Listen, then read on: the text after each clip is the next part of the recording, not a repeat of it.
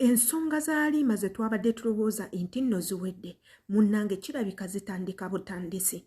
Halima akyali mu kunoonyezebwa kubanga ne Embassy ekakasizza nti nno tebayinamu muntu yenna gwe bayita Halima.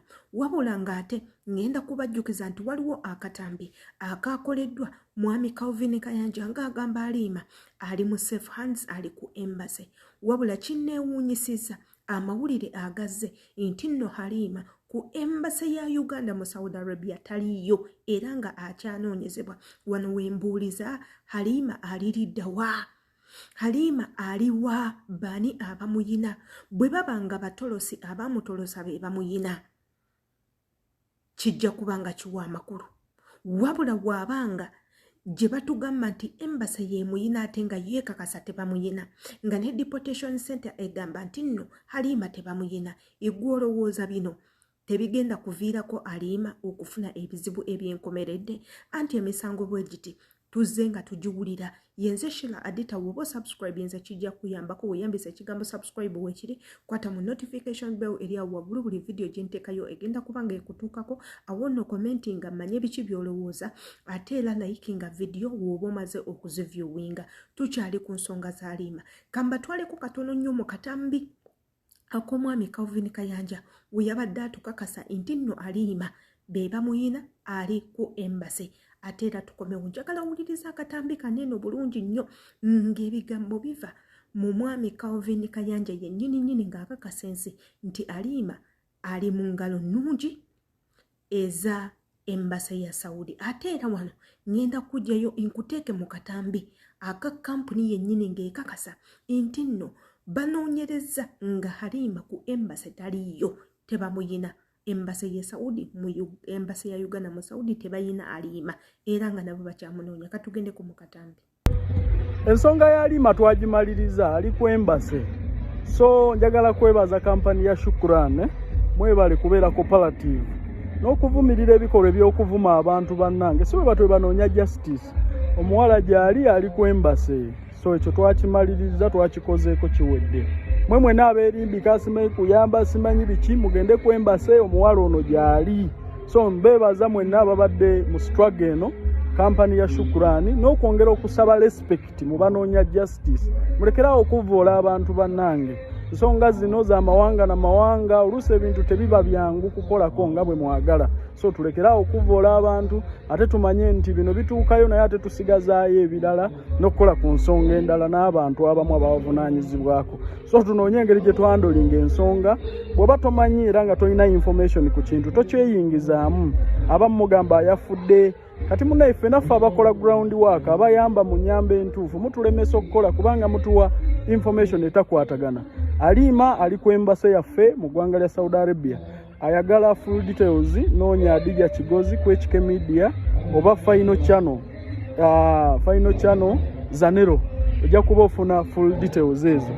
Halima ali ku Embassy ya Uganda mu Saudi Arabia. Mwebale Akakatambi kavudde wa mwami Calvin Kayanja mukewuliriddeko mwekennyini. Ngenda batwalako mu katambi akava mu kampani yennyini ng'ekakasa nti nno ensonga za Halima babadde bazimanyi naye baali bamanyi nti nno zaggwawo kuba baali bazikozeeko. Wano era ne batutegeeza ne batugamba nti Halima yennyini akyali mu kwekweka aganye okuvaayo gy'ali okugenda mu bitongole ebigenda okubanga bimuyamba kw'otadde Embassy.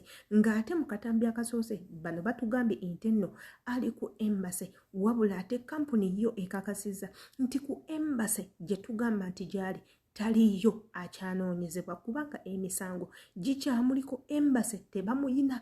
Bakubidde Embassy ne bagamba omukyala oba omuwala gwe bayita Halima mu bantu be bayina ku Embassy taliimu. Ate era nga ne ku deportation center taliyo. Wano neebuuza Halima aliridda bwa gwe kennyini byewulirireko. Kaakati bataayi tambuza video eno eduke buli gwe kikwatako ebyakagwawo kwa Halima ate byennyamiza. Mukimanyi bulungi nti Halima abadde abeera mu Jidda. Ne twafunye connection n'abo ba mama biyumba sako ne ba driver abali mu Jidda nga tubabuuza oba ddala kituufu Halima yaddukiddeko mu location gye balina. Wabula ebyakavaawo biraga nti banoonyeza ebiyumba ebyetoolodde mu Jidda sako ne ba driver basubira okubanga bannakinku mu kutolosa abaana mu Jidda bagamba tebannalabawo ku mwana. asatuatinga ku media. Kigambibwa okuba nti Halima bw'abanga tannaba kubanga afuluma okiyumba omusajja kiyinzika okubanga yamutta ng'ataddewo lukundokundo lw'okubakola omwana akola ki ng'omwana yeefulambwe yadduka naye Halima tannaba kulabikako yadde. Kigambibwa okuba Halima akyali mu nnyumba obanga Halima yazaawa. Nti yatoloka. Bo lwaki Abannayuganda bano badde tebatuwanga information? Waliwo ebigendererwa ebirala ebiri emabega w'okutoloka? Obutuufu siyinza kitegeera kyonna ffule naye nga kyemmanyi n'ogundi omuwala kundooza ku kavidiyo ke yakola ng'agamba nti alabye ku Halima emitwalo 2 egya riyal ndooza kekavaako okukola ki okutandika okukola bino byonna ebigenda mu maaso naye nga ffenna tumanyi Saudi Arabia si nsi etaliimu mateeka. Ensi erimu amateeka mu nsi zenakalabe mulimu amateeka agalumira ddala ye Saudi Arabia ngimanyi mweri. So tetuyinza kugamba nti omuwarabu yawaayiriza Halima mbu yabbye gold yabye ki netulowooza mbu bajja musalira jasirekera ati emusango kizibu.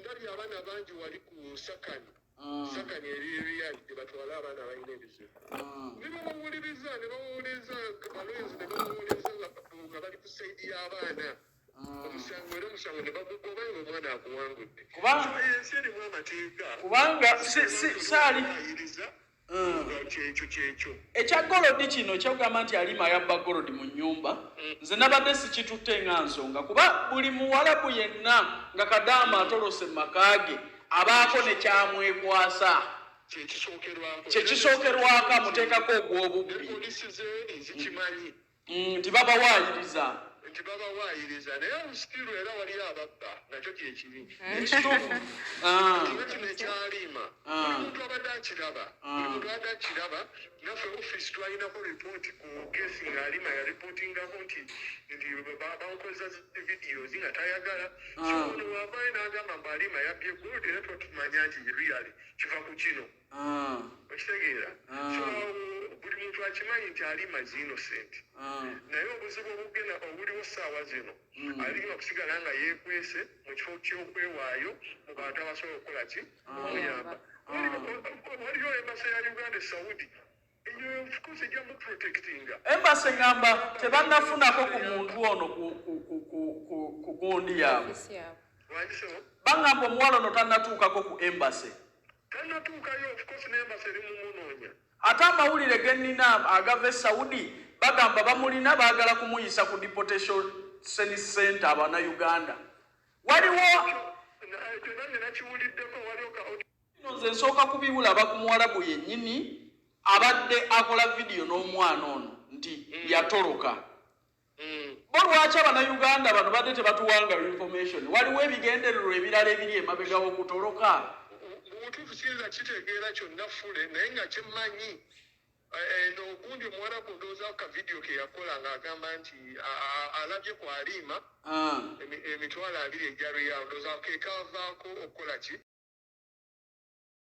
ndowooza mwenna amaloboozi ago mugeewuliriddeko bulungi nnyo ago amaloboozi gabadde ga mwami Kawugiveni Kayanja waakubidde kampuni eyatwala Halima ng'ayagala okubabuuza Halima aliwa ali mu mbeera ki embase yeemuyina nga bwe twabadde tugamba kampuni n'emutegeeza nti nno ku embase Halima taliiyo era ne bategeeza nti nno ku deportation center Halima taliiyo akyekwese wabula ekimu kyempuliddemu nti Halima yandibanga ali mwabo gye yaddukira nga amaze okutoloka ate nga wano nze adeta kino ngenda kuba nga nkitegeera omwana ono